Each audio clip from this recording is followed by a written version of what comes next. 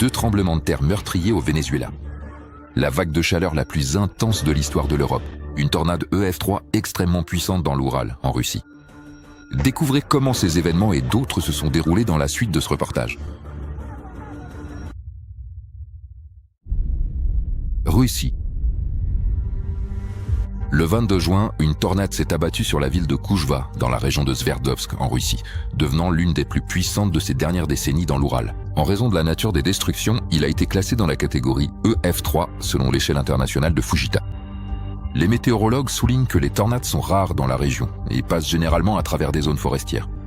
Cette fois, le tourbillon a traversé la ville, laissant derrière lui une bande de destruction d'environ 2,5 km de long. Selon des témoins, il était accompagné d'un fort grondement et de grêlons de la taille d'un œuf de caille. La tornade arrachait les toits des maisons, soulevait dans les airs des plaques de toiture, des débris de construction et des ordures. En seulement 10 minutes, plus d'une centaine de maisons d'habitation, des voitures, des lignes électriques et des infrastructures communales ont été endommagées. Des clôtures, des serres et des bâtiments annexes ont été détruits. De nombreux arbres ont été déracinés. Dans certaines rues, il ne restait des maisons individuelles que les murs. Des immeubles à plusieurs étages ont également été endommagés. Leurs toitures et balcons ont été arrachés. Plus de 4000 maisons individuelles à Koujva et dans les localités voisines se sont retrouvées sans électricité. L'approvisionnement en eau a été perturbé. En raison de dommages au gazoduc, il a fallu couper le gaz dans certains quartiers. 21 personnes ont sollicité une assistance médicale. La plupart des blessés ont eu des coupures et des contusions causées par des débris et des éclats de verre. Plusieurs personnes ont été hospitalisées. La coupure d'électricité a provoqué une situation d'urgence à la mine Yuzhnaya. En raison de l'arrêt des équipements de levage, 16 mineurs se sont retrouvés bloqués sous terre. Ils n'ont pu être remontés à la surface qu'aux alentours de 4 heures du matin le lendemain, après le rétablissement de l'alimentation électrique. Dès le lendemain, les conséquences du phénomène naturel se sont aggravées. De fortes pluies se sont abattues sur Koujva. L'eau a inondé les logements dans les maisons qui, à ce moment-là, étaient toujours sans toit. Japon.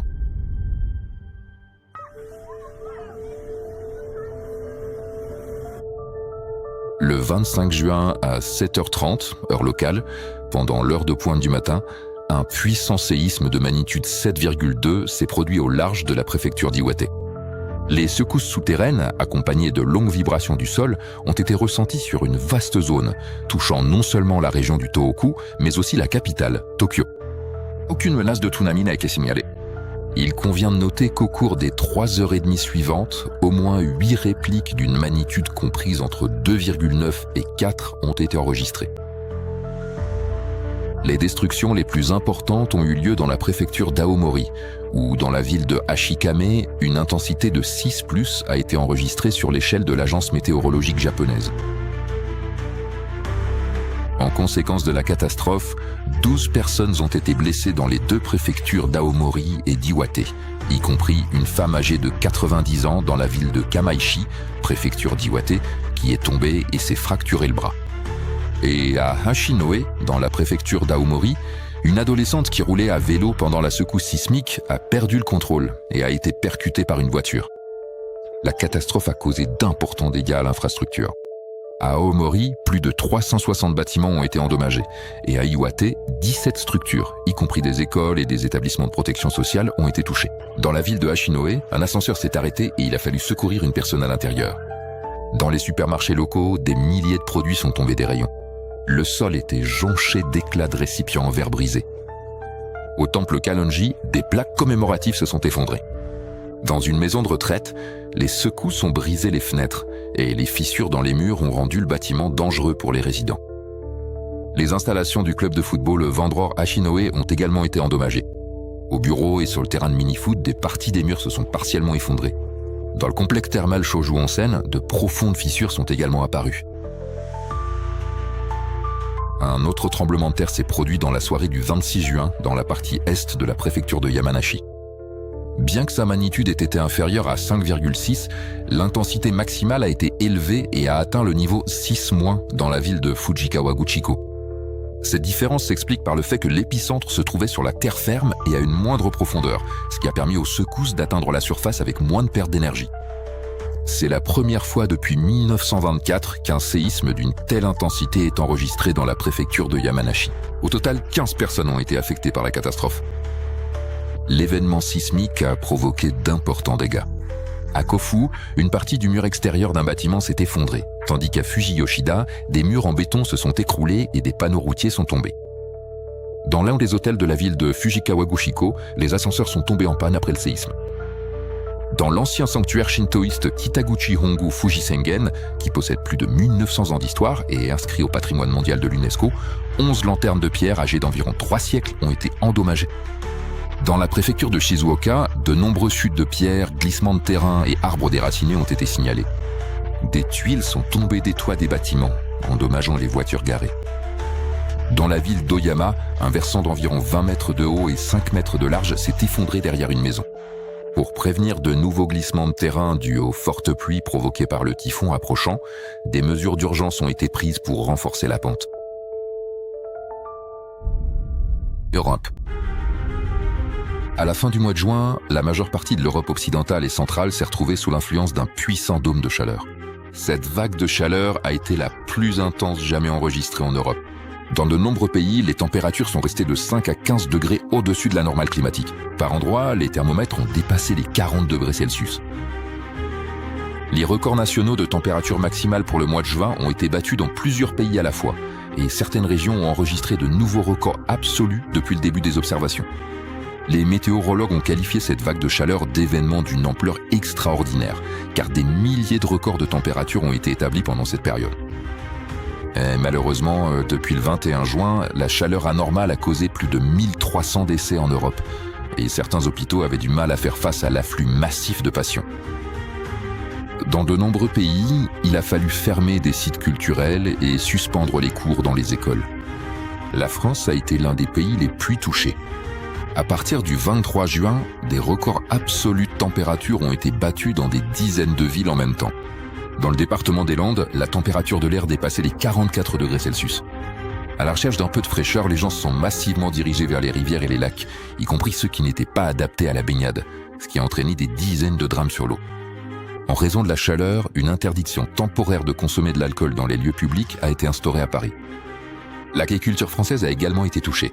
La production de lait a nettement diminué à cause du stress thermique chez les animaux. Et dans l'ouest du pays, où l'aviculture est concentrée, jusqu'à 10 000 volailles sont mortes en une seule nuit dans les fermes. Le 25 juin, un phénomène rare appelé heat burst ou rafale de chaleur a été observé dans le département du Morbihan. Ce phénomène se produit lors de l'affaiblissement d'un orage, quand un courant descendant pousse vers le sol de l'air chaud et sec provenant des couches moyennes de l'atmosphère. En conséquence, la température augmente rapidement et localement à la surface, l'humidité chute brusquement et le vent devient souvent plus fort et plus rafaleux. Ainsi, à la station météorologique de Belle-Île, en seulement 18 minutes, la température a augmenté de 7 degrés Celsius et le vent est rapidement passé du calme à des rafales atteignant jusqu'à 100 km/h. La chaleur a même perturbé le fonctionnement de l'énergie nucléaire. L'Aune et rivière s'est tellement réchauffée qu'elle ne pouvait plus refroidir efficacement les réacteurs, ce qui a conduit à l'arrêt temporaire de certains blocs énergétiques dans le pays. Une situation similaire s'est produite en Suisse et en Hongrie. Pour la première fois dans l'histoire du Royaume-Uni, une alerte rouge pour chaleur extrême a été maintenue pendant 3 jours consécutifs. Durant ces journées, le record de température maximale pour le mois de juin a été battu à 3 reprises, atteignant le 37,7 degrés Celsius.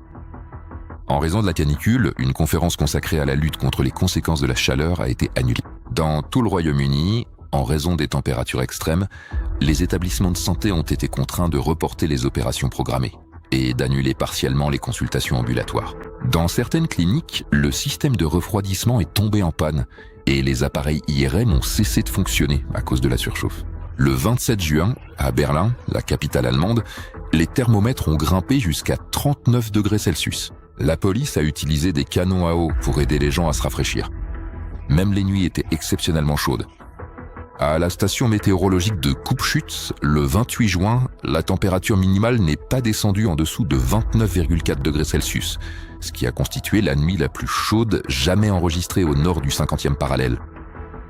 Dans de telles conditions, le corps humain n'a pas le temps de récupérer après la chaleur de la journée, ce qui a un impact négatif sur la santé. Comme de telles chaleurs étaient rares auparavant, les climatiseurs ne se sont pas encore largement répandus en Europe. En Allemagne, seuls environ 6% des foyers en sont équipés. Dans la ville de Darmagen, la température à l'intérieur d'une maison de retraite est montée jusqu'à un dangereux 35 degrés Celsius, obligeant à évacuer des dizaines de résidents. La chaleur a également perturbé les transports. L'opérateur ferroviaire allemand Deutsche Bahn a temporairement autorisé les passagers à annuler gratuitement leur voyage longue distance, tandis que le transporteur privé National Express a suspendu une partie de ses trajets en Rhénanie du Nord-Westphalie, car la surchauffe privée National Express a suspendu une partie de ses trajets en Rhénanie du Nord-Westphalie, car la surchauffe provoquait la dilatation du métal et risquait de déformer les rails. Des problèmes sont également apparus sur les routes. Non loin de Hambourg, l'asphalte de l'autoroute s'est ramolli et fissuré, et près de Berlin, sur l'A2, la chaleur a fait éclater le béton. La circulation a dû être partiellement restreinte. Au Danemark, le 27 juin, au nord de la ville d'Aarhus, la température de l'air est montée jusqu'à 37 degrés Celsius, établissant ainsi un nouveau record absolu depuis le début des relevés dans la région. Dans un pays où le mois de juin est habituellement marqué par un été nordique doux, avec une température maximale moyenne d'environ 19 degrés Celsius, une telle chaleur constitue un événement extrêmement anormal. Aux Pays-Bas, le niveau rouge d'alerte à la chaleur a été déclaré pour la première fois. En Italie, l'assèchement du fleuve Po a affaibli la barrière naturelle d'eau douce qui, d'ordinaire, retient la mer à son embouchure. En conséquence, l'eau salée a remonté le cours du fleuve sur environ 18 km, ce qui a créé une menace pour l'agriculture et les zones humides protégées du delta. Venezuela. Le 24 juin, le Venezuela a connu l'un des épisodes sismiques les plus graves de son histoire au cours des 125 dernières années. Le nord du pays, où se concentrent les zones densément peuplées, les nœuds de transport, les infrastructures portuaires et la capitale, Caracas, a été frappé par deux puissants séismes de magnitude 7,2 et 7,5. Ces deux tremblements de terre se sont produits à moins d'une minute d'intervalle. Les plus gros dégâts ont été enregistrés dans l'état de La Guaira. Les autorités l'ont déclaré zone sinistrée. Les reportages des médias locaux décrivaient une situation dramatique. Des gens se rassemblaient près des bâtiments effondrés, incapables de joindre leurs proches et ignorant s'ils étaient en vie. Des témoins rapportaient que des personnes restaient coincées sous les décombres et que les moyens locaux ne suffisaient pas à déplacer les dalles de béton. Ils entendaient les voix de ces personnes et, dans les premières heures, déblayaient eux-mêmes les décombres à main nue, avec des cordes et des moyens de fortune, car les services de secours ne pouvaient physiquement pas arriver en même temps sur tous les sites détruits. Caracas faisait également partie des zones touchées. Dans la capitale, les destructions n'étaient pas généralisées, mais dans certains endroits, elles étaient extrêmement graves. Le travail des sauveteurs était compliqué par le manque d'équipement pour couper le béton et le métal, ainsi que par l'absence de matériel de base, casques, eau, nourriture et autres moyens nécessaires. La situation a été aggravée par le fait que les séismes se sont produits un jour de fête, si bien que dans la zone sinistrée se trouvaient non seulement des habitants locaux, mais aussi des visiteurs. Selon les données officielles, au 1er juillet, le nombre de morts avait atteint 1943 personnes. Plus de 10 500 personnes ont été blessées. Les établissements médicaux fonctionnaient 24 heures sur 24. Dans la région de la capitale, en plus des hôpitaux publics, des cliniques privées ont également été mobilisées pour accueillir des victimes. De grands lieux publics ont commencé à être utilisés pour héberger temporairement les personnes. À La Guaira, un abri temporaire et un poste médical ont été organisés dans l'un des stades. Ceux qui craignaient de retourner dans les bâtiments endommagés à cause des fissures apparues et des répliques sont restés plusieurs jours d'affilée sur des places ouvertes, dans des parcs et des camps temporaires. Après les principaux séismes, l'activité sismique ne s'est pas arrêtée. À la mi-journée du 27 juin, selon les autorités, 430 répliques avaient été enregistrées.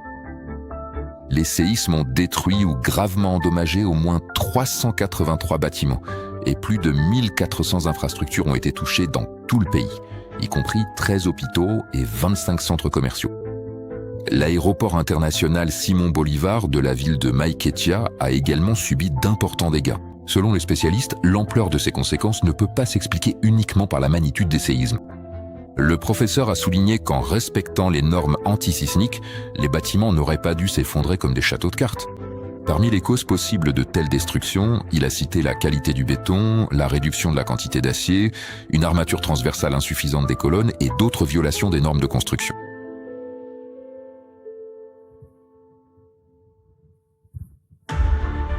Ce commentaire est important car il déplace la question des conséquences du domaine de la catastrophe naturelle vers celui de la vulnérabilité du tissu urbain, du contrôle des normes de construction et de la qualité des structures. Les événements de cette semaine montrent que les normes de sécurité en vigueur ne correspondent plus toujours au niveau réel des risques naturels.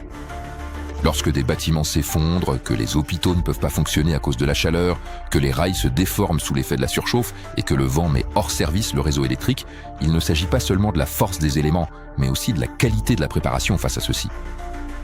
Dans un contexte de risque naturel croissant, il est particulièrement important non seulement de respecter strictement les normes existantes, mais aussi de revoir les standards de construction, sanitaire, de transport et d'énergie, afin que les habitations et les infrastructures soient conçues pour supporter de telles contraintes. Le danger ne survient pas seulement au moment où la catastrophe frappe, mais aussi lorsque les risques climatiques potentiels n'ont pas été anticipés et que les normes de sécurité sont restées lettre morte.